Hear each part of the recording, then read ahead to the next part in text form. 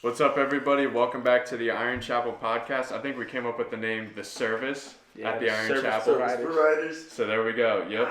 So we're joined again by Fit Ninja. What up? And Mario again with the boys. So today our topic is lifting equipment, gym equipment in general.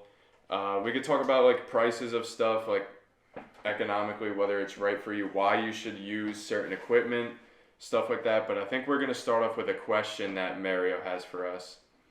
Yeah, so this one is just a general lifting question. Found it on Elite FTS YouTube. We want to pull questions from there. That way we can just answer a few of the hidden ones that aren't answered on the internet. So this one is from Owen Lenk. As someone who is just getting into strength training, I've tended to work on what I like, which is squats and deadlifts. But I'm at a point where I'd like to spend more time and effort on upper body exercises to build upper body strength. But I just can't find any upper body compound movements I really enjoy, which leaves me unmotivated to do them, which leads me to not incorporate them into my routine. I'm wondering what you'd suggest for someone that can't find a lift that gets them excited to get to the gym, and maybe some exercise suggestions. So love your content. Thank you so much. Not our content. So yeah, I'll start. I actually have an idea for that one. So part of what makes Elite FTS's training so big on the internet is because they add so many chains and bands and different equipment to their stuff, which actually makes it more fun. Like when you're training with that much, it's just something that's it's variation in your training. Yeah. And I guess if you're just starting, you haven't really done much upper body stuff, that might not mean as much to you. But if you don't like doing upper body compound movements, start with isolation stuff. If that's more fun for somebody, start with that. Just do if you're not enjoying upper body in general, then it's kind of tough to find something that'll keep you motivated to train. Other than, I guess, just looking in the mirror and seeing improvement. That's kind of the only motivation or discipline you can have at that point. But find just experimenting with stuff, and we've done a ton of that here too. What we've trained in the past is just experimenting with different equipment, trying new things, even just weird stuff like our belt squat that we've hooked up to there, and just stupid stuff like that we've come up with. So I think that's just the main thing, to find something that's more fun for you to be more motivated with it, is just find stuff that's fun for you. And even if weight training in general, if bench press, rows, and all that kind of stuff for upper body isn't your way that you would like to build muscle, I've seen if you could try mountain climbing, stuff like that, just different calisthenics, any kind of upper body movement you can make it lead to muscle growth if you work hard enough within that kind of hypertrophy. I was going to say hypertrophic, but it didn't sound right. But if you're within the grounds of hypertrophy, working hard enough and eating right too. So basically just find something that works for you. It doesn't have to be weightlifting. You could build muscle doing other stuff. What do you think, Ninja? Well, I'm going to say my famous line. At the end of the day, you got to do what you don't like. You're going to have to find something you kind of enjoy. The enjoyment, yeah. And face the fact that, yes, you may not like this as much, because even if you find an exercise that you kind of like, but it's an upper body exercise and you don't like upper body at all, you're going to have to kind of make peace with it. Be like, all right, I'm doing this. Think more of, instead of enjoyment, think more of the end road. What are you going to get at the end if you do this? Think of it that way, because you sometimes think of, all right, if I do this, I don't like it, but this is going to lead to this, and this is what I want, and this is way more important to me. You're going to have to be like, all right, let me just do what I don't like to do. It's like going to school. No one likes going to school, but you got to go to school if you're going. Exactly. And if you want to get somewhere, you have to, or if your goal, let's say, is to become a doctor or whatever, you got to go to school. Yeah.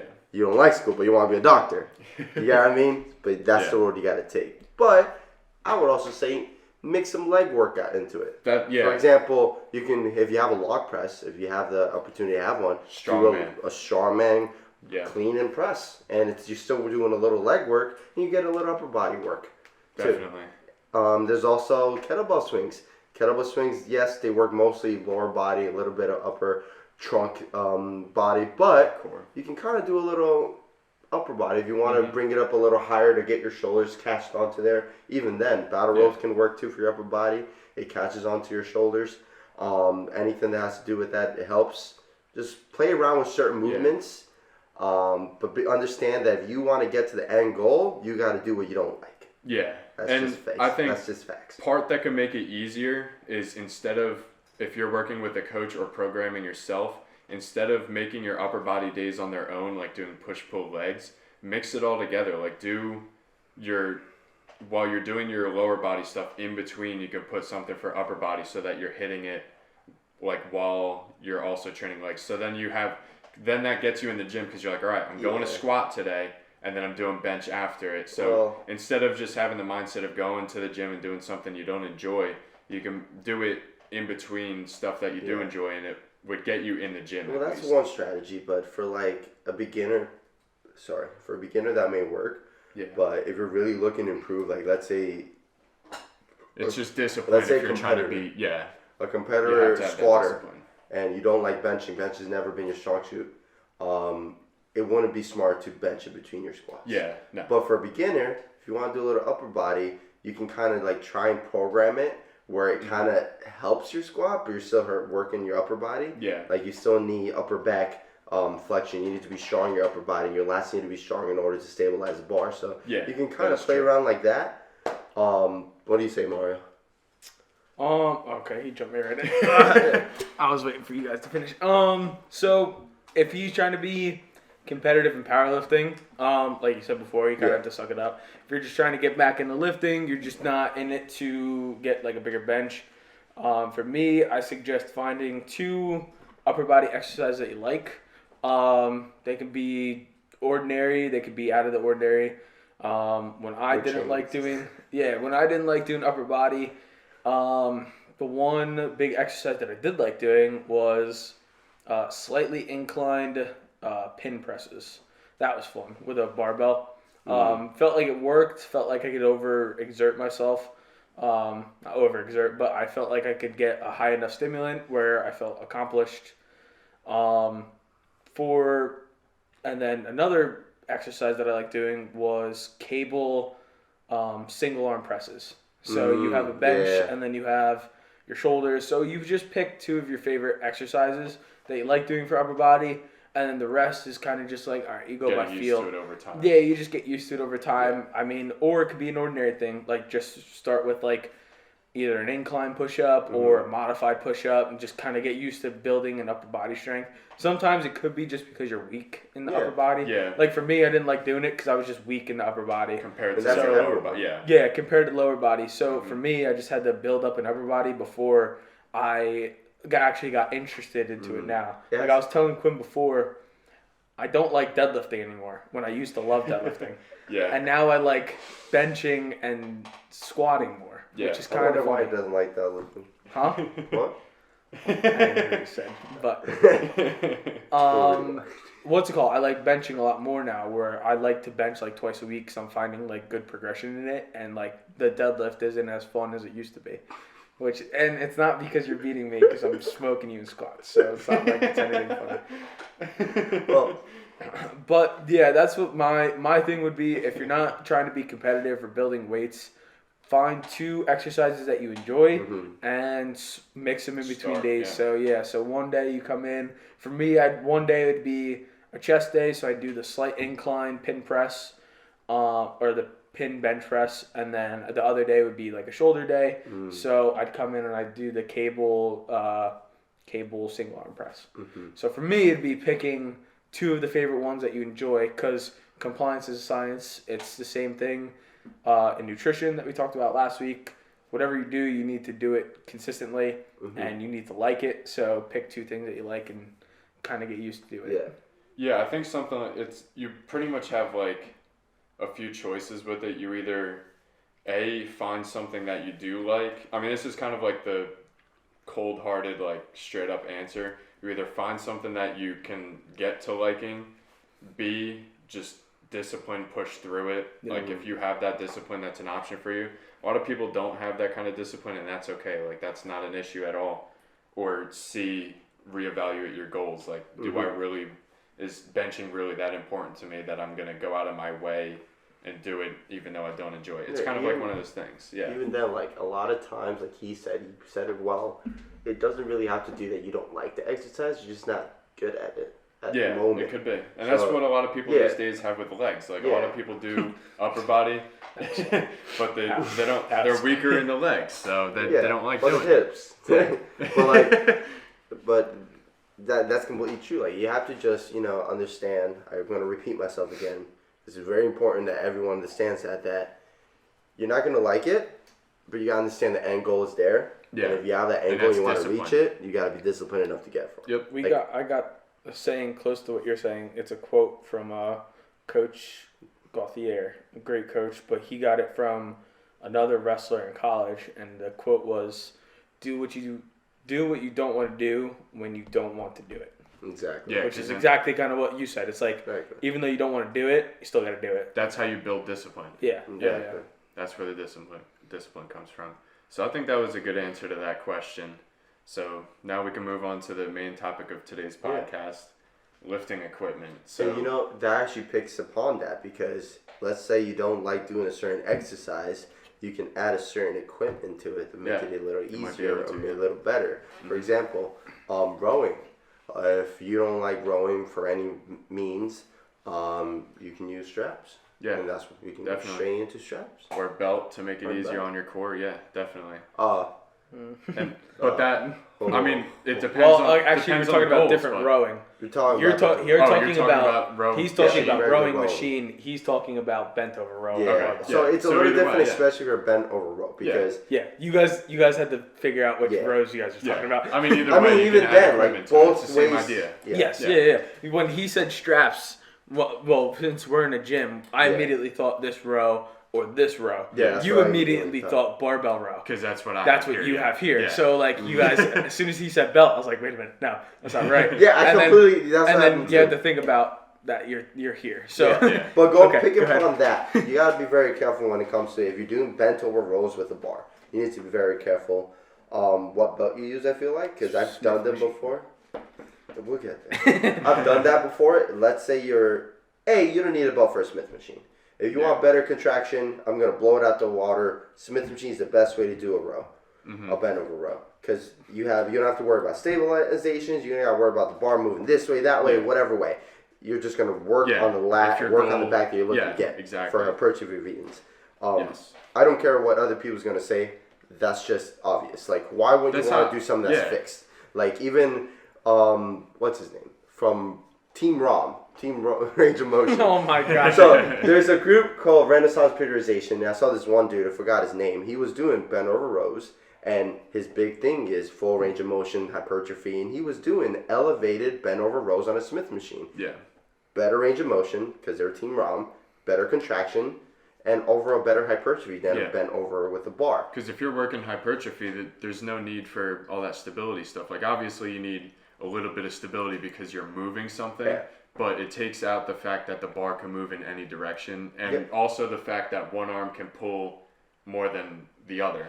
The angle is going to be off too, which is also crazy, because when you're doing a free row, most of the time you're going to go more towards the pelvic. Yeah. Really, when you want the row, you want it directly in the middle, so you can hit the middle part and the bottom part. Yeah, and also depends on how you're doing it, because even if you're doing a row from the floor and your back is a little more bent, no matter what, you're gonna tend to kind of come up with your back to try as you get through the set, get through the row. Yeah. Then when, let's say you're on a bent over row on a Smith machine, you're kind of somewhat, if you're doing it right in a fixed position, if you're strong enough to do it, and depending on how much weight you got, and all you're doing is your elbows just coming down, and your lat is gonna pull your elbows, gonna pull your arm up and down.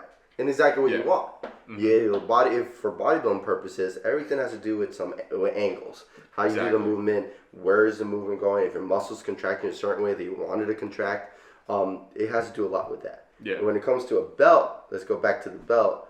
You got to be careful how you're doing the bent over row, because if you do a bent over row from rowing from the ground, like touching the ground and coming up, that belt's gonna hurt. Like, mother. You better It's gonna dig yeah. into you, and that's why when people say a lever belt is the best belt that you can do for anything, if you're using a belt for example, rowing, which I'm gonna be truthful with you guys, I don't see any means for a belt when it comes to anything but a squat.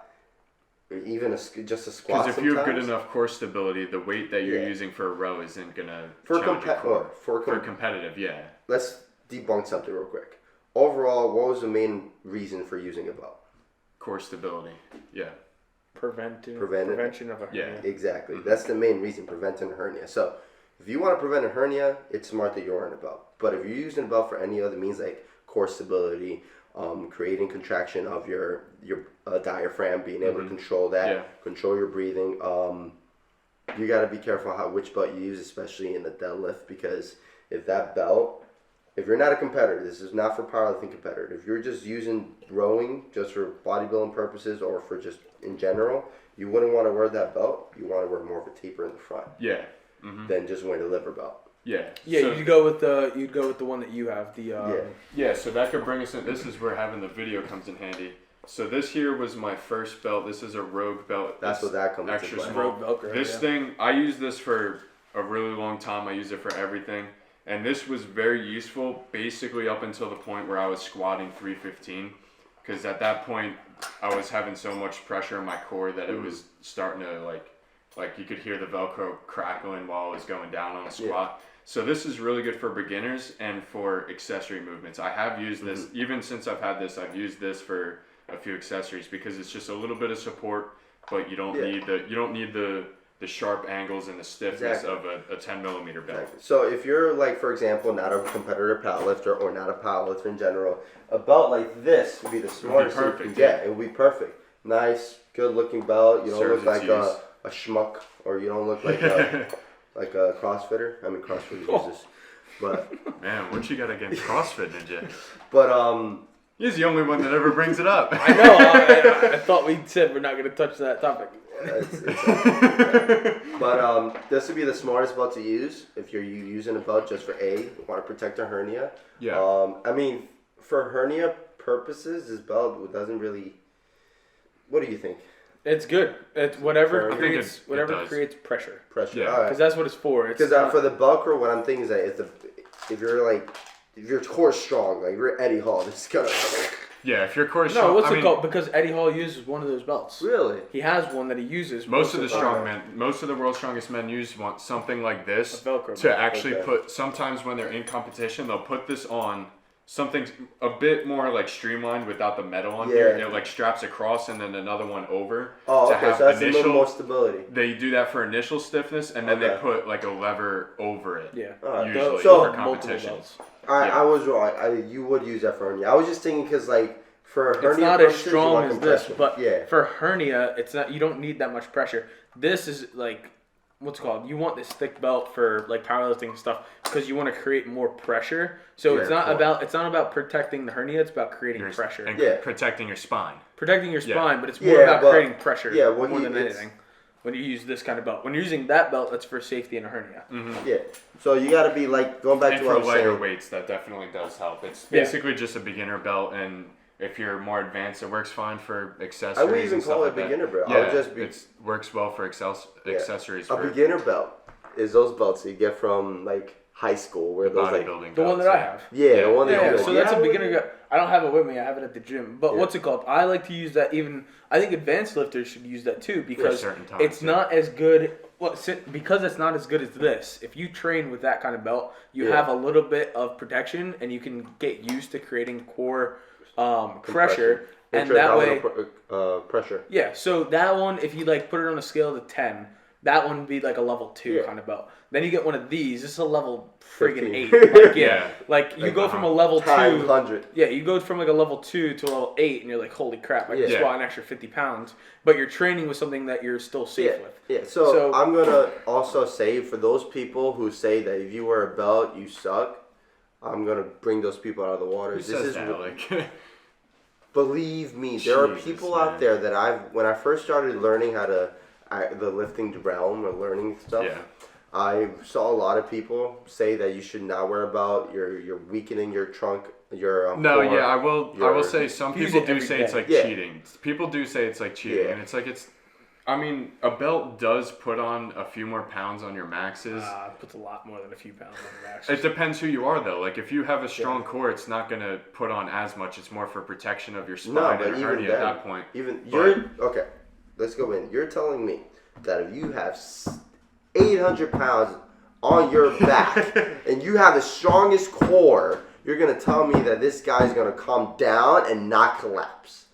Yeah, I mean, there's it's possible. What's his name? The thing is that if you have an 800-pound squat raw, then you put on a belt. It's gonna be 850, 870. Yeah, that's what I mean by a few. Not like 3. I mean like 50 to 100. Maybe if you're in the upper range, and for lower range, like 25 to 50. I didn't mean like it's not going to multiply it by 2. It's not going to double. No. It's not multiplying. That's what I meant by like a few. When you said a few, I was like, I thought you meant like 10, 20 pounds. Yeah, no. Yeah, because like that abdominal pressure means everything. You want to have that pressure and that strength of your upper back, your core, to be able to stabilize something. Upright, and stabilized. Yep. You're going to be able to squat weight 10 times more. Like, and these are 100 times better than a. What's it called? The lever belt is always going to be 100 times better than the pulling belt because you don't have to waste as much energy. Yeah. And you can put it on just before you lift. You don't need any time. Right after, you pull it, and then right after you don't have to exert energy taking it off. And this thing you can wear during training like this, and you can actually create a mechanical drop set where you have it open, and then from there, when you're getting really tired, really fatigued, you can unrack the set. Latch it. Now you have full abdominal pressure, and then you go back. Get a few more reps in. Yeah. Exactly. Yeah. It's called the mechanical drop set.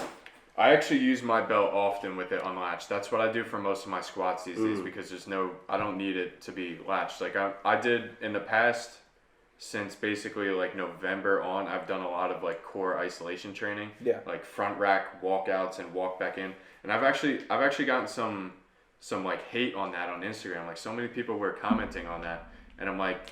Have you seen the way Olympic lifters train? They put what they're putting overhead, they'll put on their front rack and just walk around with it back and forth and then re-rack it. And it really, you will feel that in your core. And I've had people saying this is a waste of your time, just squat. And I'm like, don't get me wrong. I'm squatting. I squat before it. Go do another accessory, and then I'll finish off with my core work. If that's your core or accessory work, that's fine. If that's your main, definitely. No, but it's wrong. Yeah. I mean, a main lift either way is going to be like squat, bench, deadlift for the most part. If you're maining your lifts with core work, but I mean, what would be more beneficial in my eyes is if you overload a front squat, take it out of the rack and do marches instead of walking around. Walking around, I feel like it's. What do you mean marches? So like knee to chest. You stay in one spot and you do knee to chest. Up and down. Or even what I did, like this is for like just standing and bringing your knee up? Yeah. Okay, yeah. Yeah, so that way you're not walking around. And that also puts a lot of pressure on your hips too and can work the smaller muscles in your hips definitely to keep your hips So it's using core, it's using hips. It's not just taking a slight hip flexion and a slight hip extension. Now it's taking a whole hip flexion, knee flexion, and core oblique. It goes from like a 20% muscle group to like a 60, which is insane.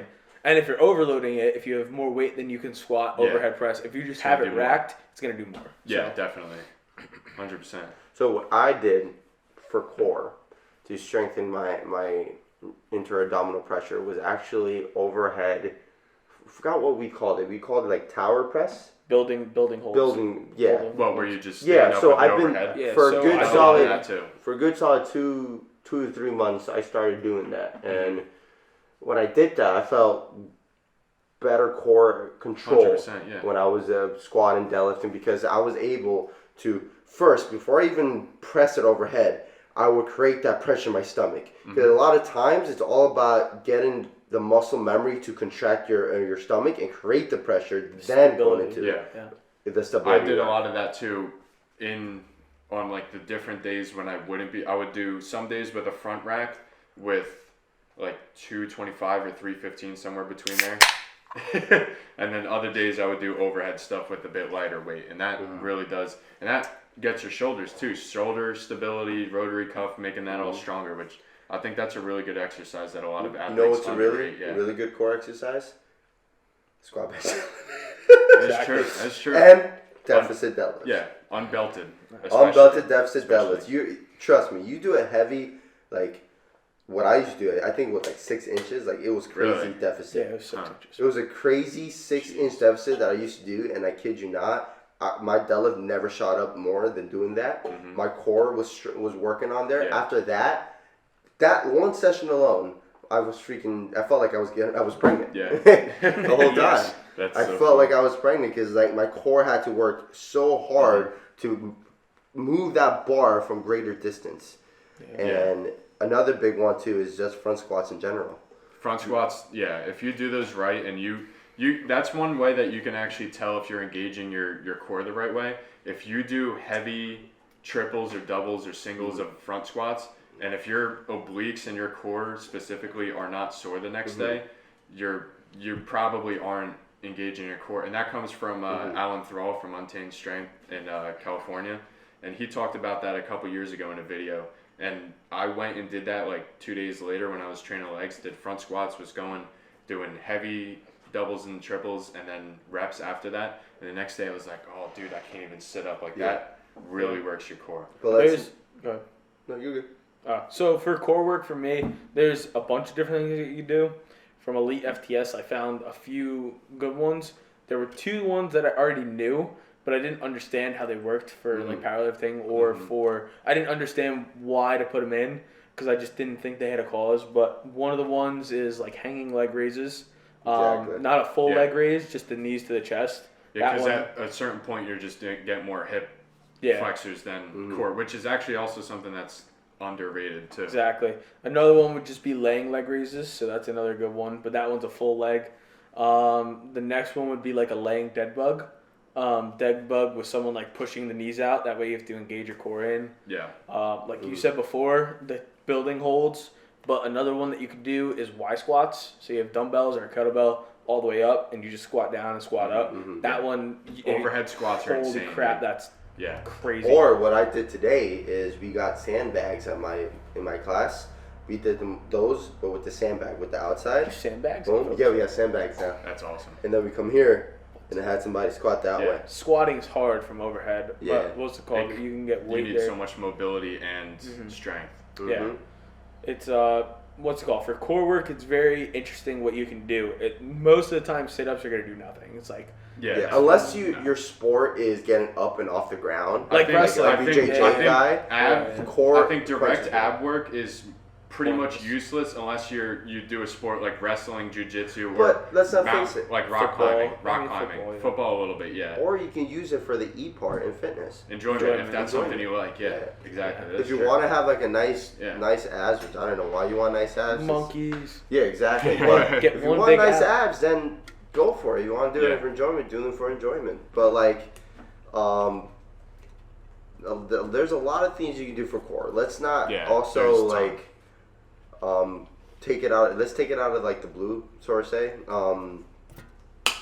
Core is not only your front part of your body; it's all around your trunk in general. So, when we're saying core, we're not only talking about abs, your obliques, your serratus, it's your entire midsection. But then you also got to realize it's your also hips as well. Upper back. Yeah. It's entire posterior chain.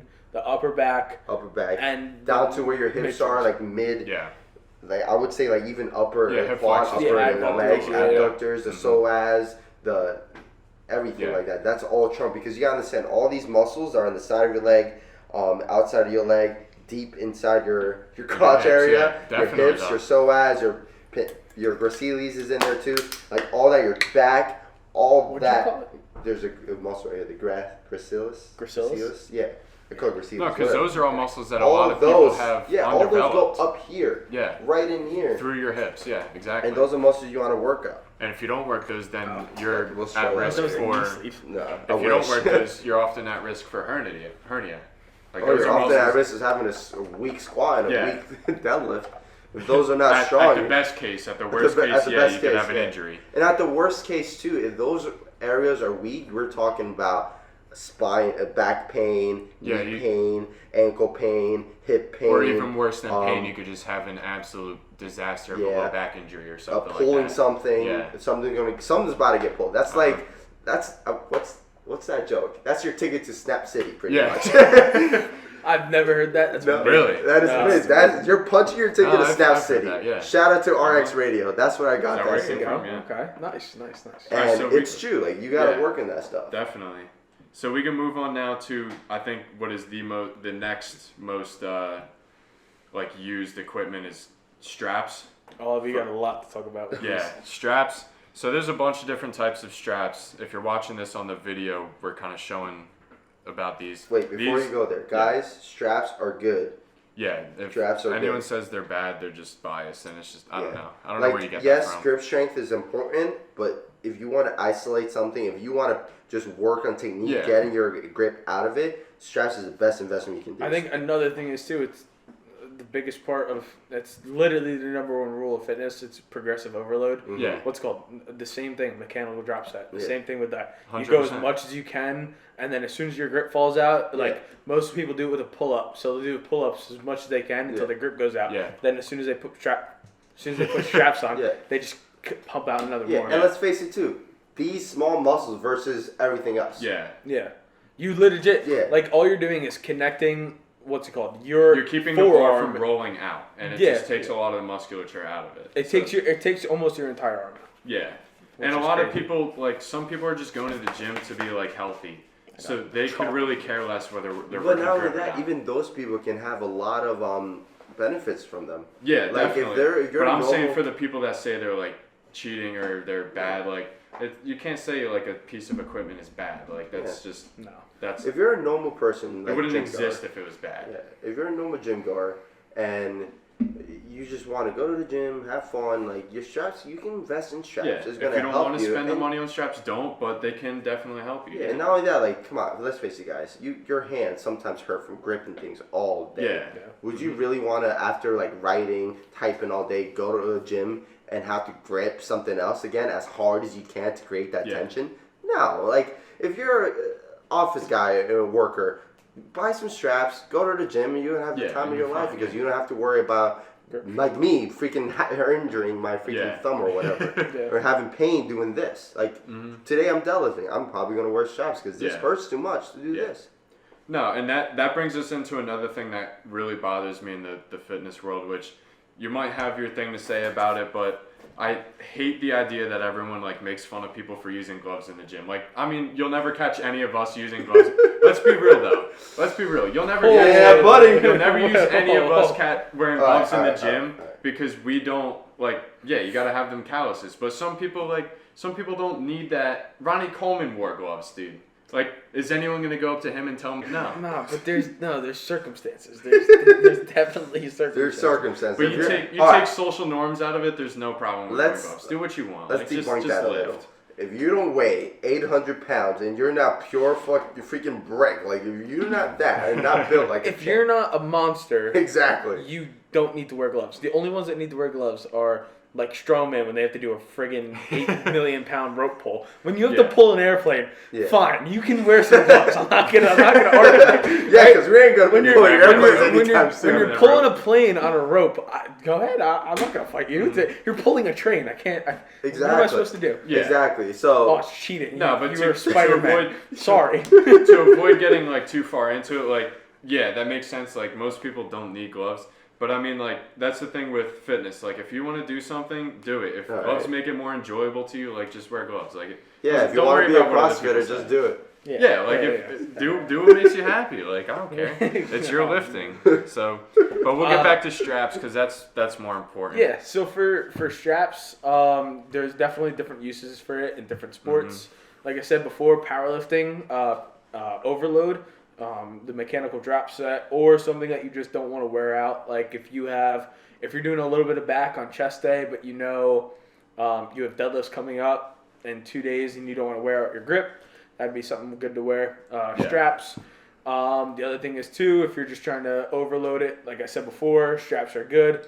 Strongman use them all the time just because there is a point, like Brian Shaw has the greatest grip strength of all time. Like there's no way. Dude picks up 245s like that, no yeah, problem. like right in the middle, and you're like, well, yeah, no one's that one gonna like argue. that, and even like what we do with the 25s, where we put them face together and just pick them up like it's a plate. Now, but then he uses straps on like an elephant bar, which is fine because like he's just trying to overload the bar. He's trying to, and I mean, if they're allowed in competition, it's just gonna make you pull more. And he does more grip strength off the side of it. It's not like he's not working grip by itself. Like he does other like grip with other stuff. Which that's one of the things with it. Finding a balance, Yeah, so strongmen, that's definitely something good. Bodybuilders, because they have to row so much and because they have to do so many different things that include grip, and it has a lot of sets, a lot of reps. They can use the. Yeah, that's not that they can use these, but they do use these. Yeah, but it's not only that. Like for hypertrophy reasons, it's the best thing you can do. Definitely. Yeah. Because it just takes the mind out of having to worry about grip in the arms. Yeah, not only lets that. you focus on the back so much more. Yeah, it's not only that. If you're doing, for example, a lat pull down, like why would you want to grip something, have these muscles work when you want to target your lat? Exactly. It's better to have a strap where all you want to target is your lat. You got a better contraction of your lat. You have mind-muscle connection better, and you can pull better. And that's one of the lats are one of the biggest muscles that people have issues finding a mind-muscle connection with. I mean, you might not, but I think a lot of people have a problem engaging that muscle. I would say it's because if you're a bodybuilder and you're a bodybuilder, you're probably not gonna have that issue. No, not even that. If you're a bodybuilder and you have that issue, you're not doing it right. Yeah, you got to focus more on mind muscle connection. Not even that. The angle of your rowing could be the position of your hand, the position of your elbow, how you're rowing. Let's say if you're rowing with your hand, like you can row with just your hand. Yeah. And that's not going to target your lat. But if you push your elbow down and kind of bend into it and crunch into it and let your elbow drop instead of just pulling, like there's a difference between pulling and elbow dropping or elbow pulling. If you pull with the elbow, you're going to be feeling a lot more lat activation than anything. And having straps can help you with that. Yeah. And now let's go into a quick what kind of straps we have. So these ones are just regular lifting straps. These are called figure eights. Yeah. In strongman, they use figure eights a lot more. Put your hand in, bar goes there, wrap this from there, boom, pull. And you could basically just forget about. There's also another technique to do that as well, though. It's not just here, wrap in here. I actually like to come here to show. I like to go wrap around here. I kind of make sure that this is overlapping. Do look in front of this camera up here a bit more so you can see. So lift your hand up. Yeah, just up higher. I have the bar in here. I put my bar between here. I put my hands. This is your bar. Oh yeah. Here's my bar. Bar on palm. I wrap this around. Put it under. All right, there you go. It's wrapped around. I make sure that before I go, I kind of pull up so that they overlap a little. And then I will pull into me with my thumb, and then I would literally scrape my skin, wrap around, and then grab. Yeah. So it's basically like you're having like four hands if you do this right. Yeah. And you twist your arm. And even then, if you do this right, you can kind of twist into it, and it's locked. Yeah. Correct. You can't really you can pull way more. Especially if that's a thicker bar. Yeah. Yeah. And if the only bad thing I hate about this one. If you have, let's say, you're easily able to pull your hand pretty much. Yeah. Like there's many times that I've hurt my wrist because of how this pressure and how it pulls. And not only that, if you fail, don't fail and then drop. Yeah. Drop with the weight. Go down with the weight because you're gonna hurt yourself. That's immediately how you get injured. Yeah, so you have the figure eights, which again just create an easier, lifting. Yeah, what's it called? It's a lot better than wasting energy trying to wrap on a bar. Mm-hmm. The other thing is quicker mechanical drop set, so you can be boom, boom, boom. Yeah. Wrap it on, boom. And start rowing. Yeah. Go. The other thing is too, they are a lot easier to wear during a bar. Mm-hmm. So if you're on the bar and what's it called? These slip. All the time. They do. So these slip, they slip. That's locked in. This will not slip. Well, it can, but it's locked in better than these are. I'm going to tell you guys the truth. If you have a bar with good grooves, it will not slip. Yeah. Because this knurling, this will literally catch on those knurlings, and you're stuck there. That's why I say fall with the bar. Because if you don't fall with the bar, your shoulders are everything's destroyed. I'm pretty sure that I kind of hurt myself sometimes because of that. Yeah. Because I still have to get used to using them. And then we have also these bad boys. These are from Elite FTS. Shout out to Elite FTS. We love you. And like you said too, with like some of those, they can hurt your wrist and hurt your hand and stuff because they're so sharp. That's kind of how some of this padding can come. Like that's not thick padding at all, dude. But it does come in handy, dude. It makes it so much more comfortable. If you're a beginner in the gym and you don't want to hurt your wrist, or if you don't want to hurt your wrist in general, those are good things to have too. I never liked the reason why I don't want my hands slipping. I want that tension on my skin. Plus, I like hurting myself. But I like that tension on my skin when I'm pulling because that way I can create not better contraction, but better grip, to be honest with you. And you have think about it. Yeah. Structure to structure, so to say. Structure rubbing against each other. It's like a puzzle piece. One puzzle piece is connected to the other and it locks in. That's basically what it happens when you have this type of material against your skin.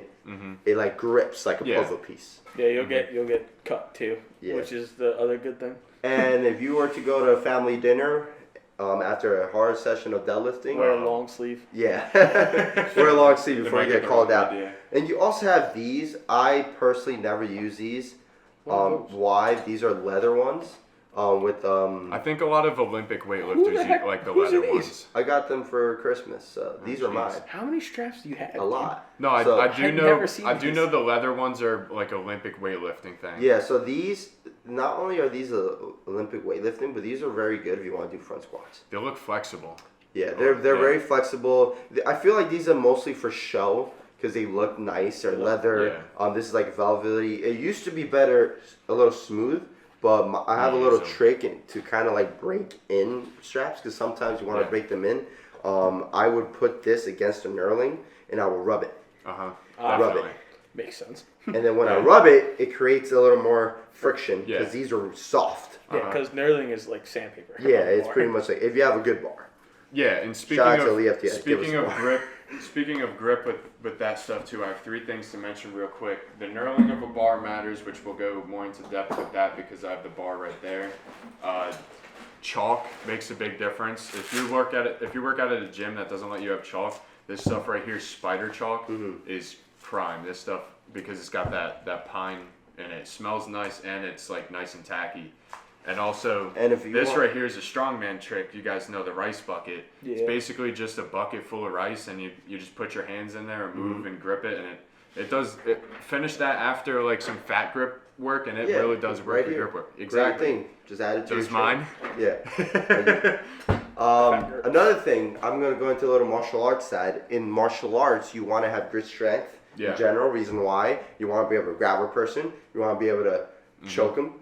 Hard. You want to be able to hit them on the collarbone, on the neck, hit them like this. You want to be able to have that strength. Yeah. So what I used to do, which is not healthy, do not do this at home, guys, but it works. Believe it or not, I would first beat your hand up, pretty much. But I would dig my hand in rice first, grip, move here, even hit. Then I would go rocks, little pebbles. Here, just move it, bucket of pebbles. Yeah. Don't do that if you're not like me who doesn't care about injuring. I will also work on just in general conditioning, brick, touch a brick, rub your hand against a brick, grab the brick, lift the brick. And do that in moderation. Yeah, do that in moderation. You don't need to go up to a brick wall first thing. And don't that's do how that. you hurt yourself. I'm just saying that more martial art way. It over time. Yeah, a way to also do this in a healthier way, not to be crazy like me. Just go to a dumbbell, do like Eddie Hall, grab one of these, hold it like this in front of you. Not only that, grab the end of a dumbbell, just hold it, do farmer walks with it. Farmer walks in general is going to help your grip. If you also do farmer walks, these things will shout out fat grips again. These things are incredible. You know what I did the other day with these? What? I did a farmer. What was that accent? I don't know. It just came out.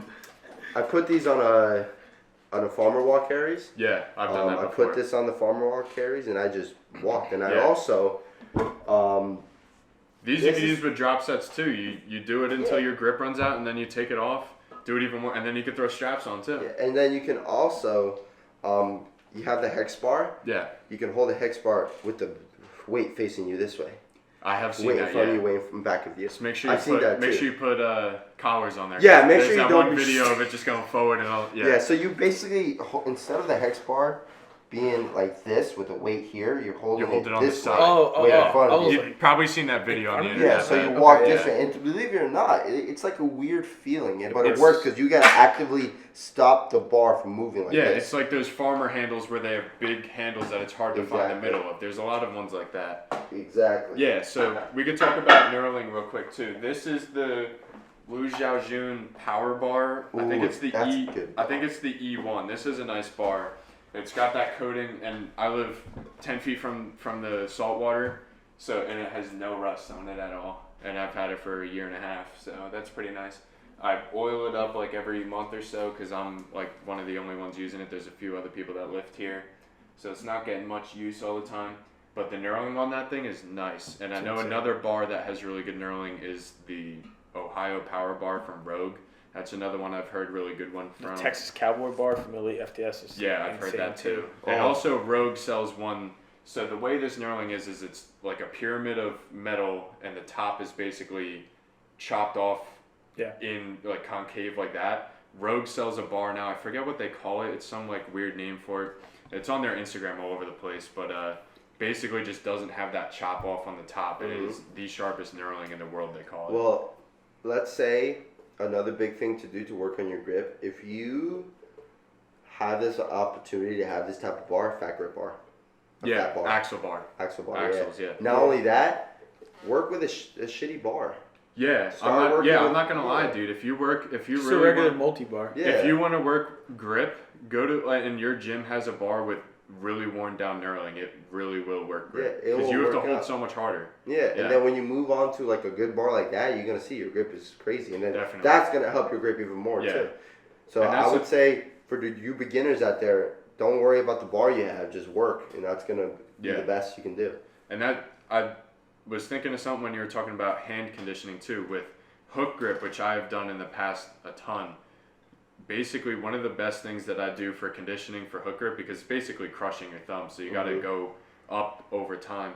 And within a month, I was going from hook gripping 225 and having like extreme pain because I've never really done it before, up to picking up 500 pounds on rack pulls with no problem. This is a hook grip, right? Yeah, hook grip is with your thumb under it. I never understood that grip. It's the same as switch grip, just in your hand. What are you talking about? This is a hook grip like this. Because when you hold the bar like this, it rolls out that way. When you have a strap, it's basically hook grip without your thumb to keep it from rolling out. And same with switch grip, because you have one forward and one back, so it keeps it from like rolling either way. Yeah. And hook grip works the same way because you're putting it there, you're locking your thumb in there, so the bar can't roll out. I never liked that because your thumb is like such a small like structure. I'm gonna call it structure. It's such a small structure. Like I don't feel comfortable doing that. No, it's like this, holding the bar like that. Because it crushes and your have the bar right here. Yeah.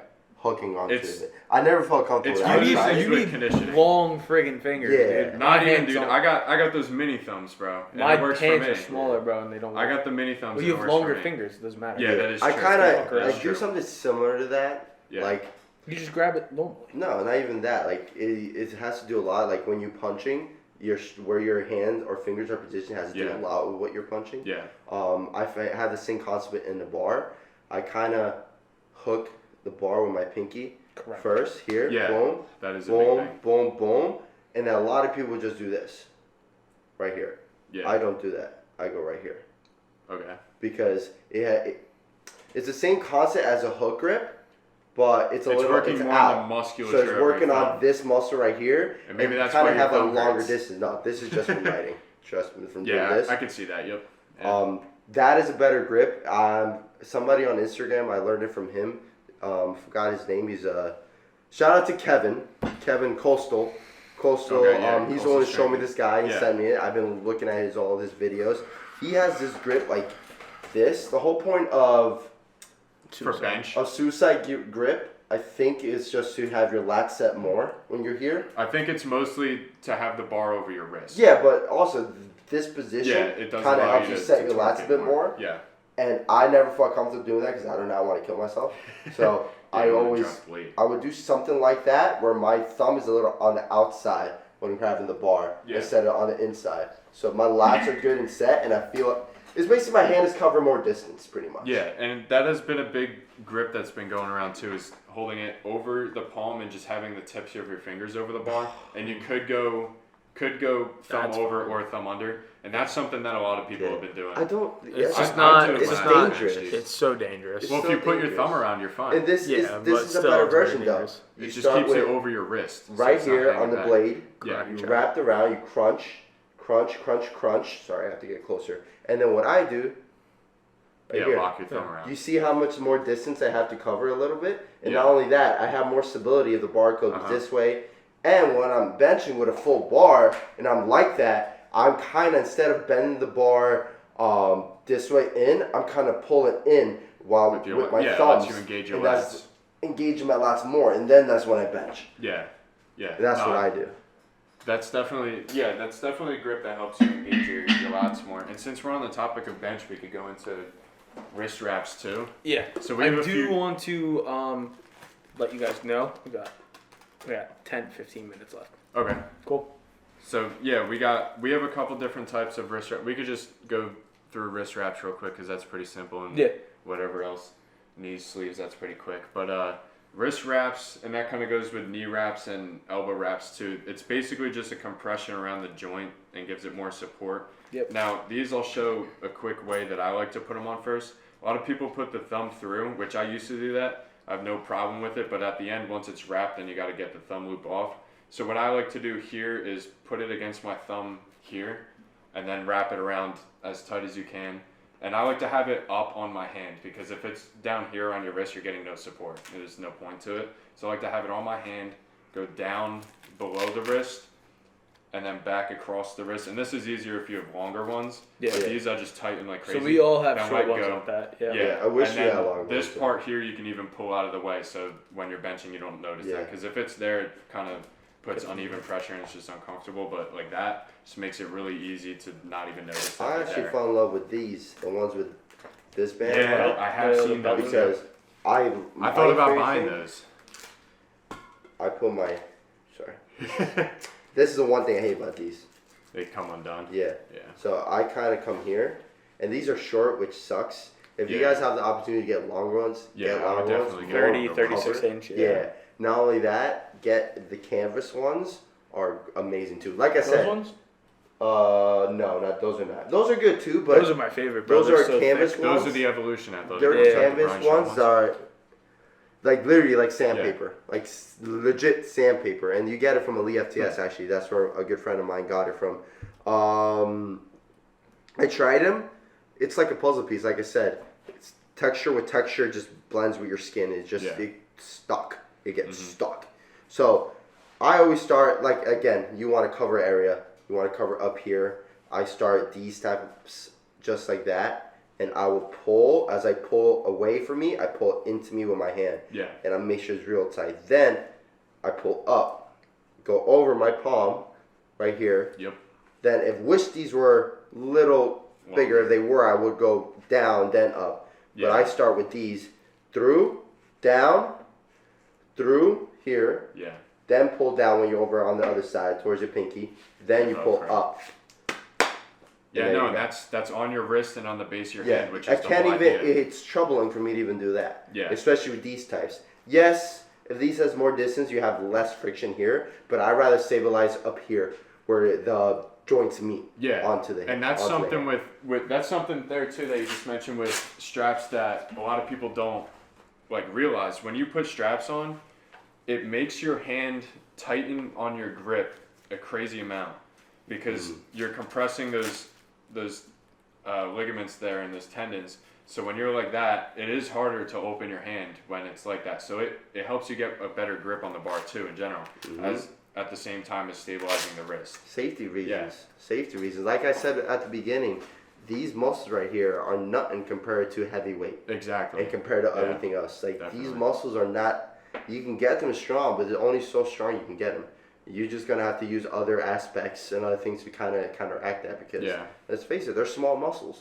You can't build a small muscle to compare it to like a bicep Yeah. Or even bicep. Not even is a bicep. A quad. Let's say your quadriceps, like or hamstrings. Bicep. Knee sleeves and knee sleeves and reps. So They're gonna help a lot. I say after we go through the bigger stuff, I think we went through a lot of the bigger stuff. We like quick fire little things. Yeah, so we'll finish off with knee sleeves and knee wraps. Knee wraps have the same idea, and elbow wraps too as the wrist wraps. They compress the joint, give it more support. And elbow and knee wraps, since it's a moving joint, it gives it spring out of the bottom, which is something really good too. And those are like really tough material for knee wraps. But knee sleeves, they don't give you that much spring out of the bottom, but I do find that it does help in the bottom position a bit more. And these mostly just give your knees like a more supported feeling, warmer, compressed. And that's just personal preference. Like I never thought I would really like those that much, but when I'm squatting for a lot of reps, I do kind of enjoy them. They're not bad. They're tight. They're kind of annoying to have between sets, but while you're in a set, they feel good. So I think it's funny. I think I'm gonna get a pair of those for my birthday. Which ones? The knee sleeves. Probably Evolution Athletics. Yeah, these are the Gym Reaper ones, so these are nice and cheap. But I mean, yeah, these are good. But and speaking of Evolution Athletics, your wraps, you literally just commented on when you order them, say like, can you sign these? Yeah, mine are signed. It says that's great, Brian Shaw, 4x world star. That's crazy that you can literally just do that and he'll sign them. Yeah. He's a sick dude. Yeah, love Brian. Yeah. But so we'll just wrap yeah, it. There's actually different types. A quick thing: there are actually different types of straps, different types of wraps, different type of knee sleeves, and they're all for a reason. Velcro belts. There's knee sleeves where you can wrap it, and there's also knee sleeves where it's just a slip-on, but then it's a buck or you can pull Velcro from Evolution. And I'll make a video. I'll make a video that we talk about like how to use each type of equipment. At least that I have too. Like wrist wraps would be one that I could talk a bunch about, and like a belt too, like how to properly set it where it's helpful. I think the next thing we do is most quick important fire. equipment. Yeah, what do you got? Little fire, guys. Don't forget deodorant, please. Yeah, definitely. Guys. Underrated gym equipment. Underrated gym equipment. Important. I think smelling salts real quick. You quick fire on that one. Oh yeah, these are the Atomic Rhino Redline ones, which I've used the Atomic Rhino normal ones, and they were normal salts, but these are insane. Yep. I have. Which one do you got? Extreme smelling salts. Extreme Elf from Elite FTS. These are amazing. Yeah, those are crazy. If you like peppermint, this will burn. These are just good. Shout out Elite FTS. Yeah, and smelling salts are by no means necessary, but if you're lifting heavy, they put more enjoyment into it. The one that I have, they're right next to the rain can. It's the awesome salts. The other one that I had were I had a smaller one that was really good too. Those were scented. No. Well, yeah, I have the West Side ones. You had, right? Yeah, I had a pineapple and those coffee. Are Juji's, those right? were good. Yeah, they were both Juji's. Both on Jujimufu's website. Yeah. Quickfire, another one. We got pre-workouts. So I got Medkit, I got Canteen, which are both like vitamins and minerals. I got Total War pre-workout and a Woke AF. Yep. Ninja over here. He's got Woke AF, Total War. And the Iron Chapel pre-workout out too. Iron Chapel's gonna be in there too. Yeah, definitely. Quinn's got. Once those come in soon, they'll be. Quick fire, quick thing. Oh, here's a really good one. Big Noise by Redcon 1. I haven't tried that one yet. It's got some salt, dude. I put like a scoop or two in my pre-workout. Quick tip for anyone who has smelling salts: don't sleep around your friends if they have smelling salts. Nope, please don't. That's how you end up crying. Karate gloves. These are great if you're a martial artist. These are some good Venom ones. Believe it or not, follow them at Walmart. These are good boxing gloves. When it comes to boxing gloves, make sure you have long ones at the end that has good compression, just like straps. You want to have good support in your wrist. Yeah. Make sure these are good ones too. You want ones that don't bend too much at the top. Strong ones. I would say at least get 12 ounces to 10 ounces to 12 ounces for practicing. The heavier the better. You can get 16 ounces. Better to practice with that and then compete with lighter. Don't get ones that have too much bend over here. You want it stiff. Yeah. When you punch. And it also comes with taping too, but tape as well. It helps. So I got tape over there. I got pre-tape right over to the left. Big important thing of training, guys, is music. I got speakers, I got Beats, I got AirPods. Yeah, the E part of all training. of those enjoyment. Yeah, you. I have pancake syrup in my bag too. Quick big guy. Quick sugars. Perfect. Speaking of music too, I really recommend like Sony headphones. Those have really good sound quality. Really.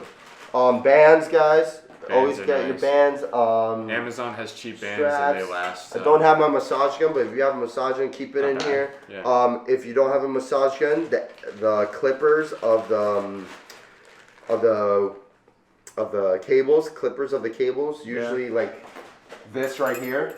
Yeah, carabiners. Yeah. Carabiners. You grab one of these. Don't steal them from the gym. Don't worry. Don't steal them from the gym. Don't steal from the gym. If you have them, So you get can them. out. Just massage them like that. It's good. Yeah, or that's just true. dig your. Let's say you have something. Well, in that way you could use them at the gym. Or a if you're spoon. mid-set, yeah. Or use a spoon that's or really if you're hard. really tight, grab anything that's hard and dig your. Like here, dig it into it. The PVC roller The instead of a greatest foam roller I of all love this time. one. Destructive. It's literally just go to Home Depot. It's a couple dollars. and it Another wraps thing into- that is great, if you work at a gym, if you work up front, you want to keep some type of food for Exactly. diabetics. You want to also have something, if you know CPR, have a CPR little mask. That way you don't have to kiss anyone. That is disgusting. You have a big one. I have a little pocket one. Yeah. Yeah, mine is for a lifeguard. Yeah, so it's a bit more overall, if you serious. guys have a little pain, keep ibuprofen, some type of Aleve, whatever it's called. Yeah, very light dosage. Very light dosage. Yeah. Icy hot is good too. That's Keep a not little bottle of icy hot. Keep a pencil just in case you want to write ideas, and a notebook always. For ideas. Yeah, ideas, tracking. training things, write it, tracking. Extra pair of socks, extra pair of underwear. Extra Extra clothes, extra yeah. clothes. What's it called? Another thing, if you want to have agility training, Ninja's got bands here. Sorry. Ninja's got bands. You can use the dual handle bands, a circular band, like we got up here. Loops, yeah. We got the dip belt. Those are always good. We got the rope thing. But for agility, it's going to be the bands. I also keep the pink ball. That is for agility. I think and having a reaction lacrosse time. ball is good too, because that could be a Lacrosse massage ball, tool. yeah, for as stretching. well. Straps. Yeah. Perfect thing to have if you don't have tape. Yeah, tape wraps are everything great. up. Ace wraps. Ace wraps are good. If you have ankle problems, keep a brace if you have one on you, Yeah. just in case Braces it are hurts. great. Brace for Keep a any knee joint brace, you have an issue with. anything. Tape. Learn how to tape yourself. Exactly. It's also good. Practicing others. If not, the trainers Shaker, might be extra able to help shaker you with bottle. that. Money. Shakers. Money. Money. If you want to keep your wallet in your car or wallet somewhere else, keep some cash in your That gym doesn't bag. You really have never much to do know. with gym equipment. Yeah, but charger. keep a charger. You never know. These are Yeah. basic things that people Yeah, that's often true. overlook. Uh-huh. Yeah. Like keep a snack in there, keep clothes in there, keep deodorant in there. Something like, that you buy should an always extra keep in pair. your car is your powerlifting chair. All right. Oh, that Don't ever too. leave your Yep. don't ever leave your house without a chair Mhm. because you need to rest. All right. Yeah. So I think that's all we got Yeah. for gym equipment. I I think think that's a we're all good, set to go. Sweet. So Yeah. thanks everybody Oh for wait, watching. WD-40 for your joints if you're old. Always WD-40.